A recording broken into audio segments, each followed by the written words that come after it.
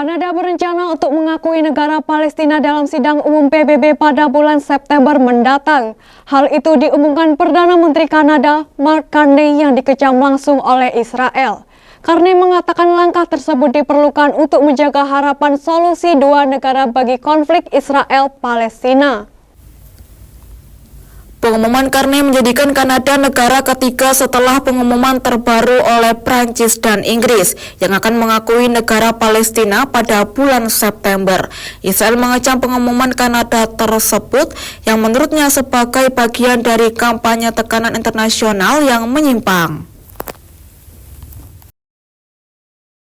Do two things. One, provide an update on the state of negotiations with the United States.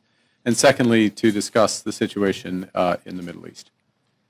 With respect to the first, the trade negotiations with the U.S., as you know, we're seeking the best deal for Canadians.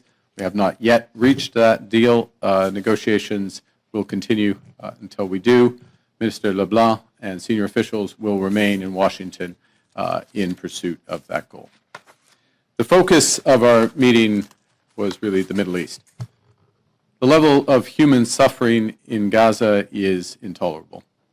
Earlier this week, the Minister of Foreign Affairs represented Canada at the UN high-level conference on a two-state solution in New York.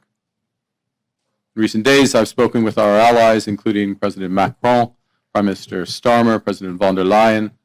I've also had a number of discussions with our ambassador to the United Nations, Bob Ray. International cooperation is essential to securing lasting peace and stability in the Middle East, and Canada will do its best to help lead that effort. Canada has long been committed to a two-state solution, an independent, viable, and sovereign Palestinian state living side by side with the state of Israel in peace and security.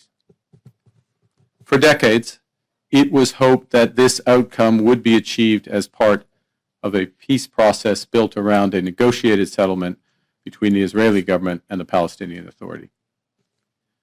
Regrettably, this approach is no longer tenable.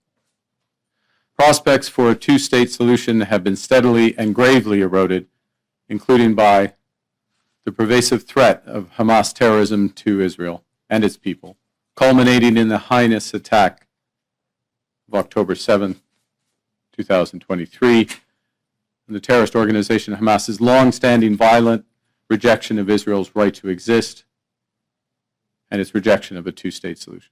For the reasons I cited earlier, Canada intends to recognize the State of Palestine at the 80th session of the United Nations General Assembly in September 2025. This intention is predicated on the Palestinian Authority's commitment to much-needed reforms, including commitments by the Palestinian Authority's President Abbas to fundamentally reform its governance, to hold general elections in 2026 in which Hamas can play no part, and to demilitarize the Palestinian state. Canada will increase its efforts in supporting strong democratic governance in Palestine and the contributions of its people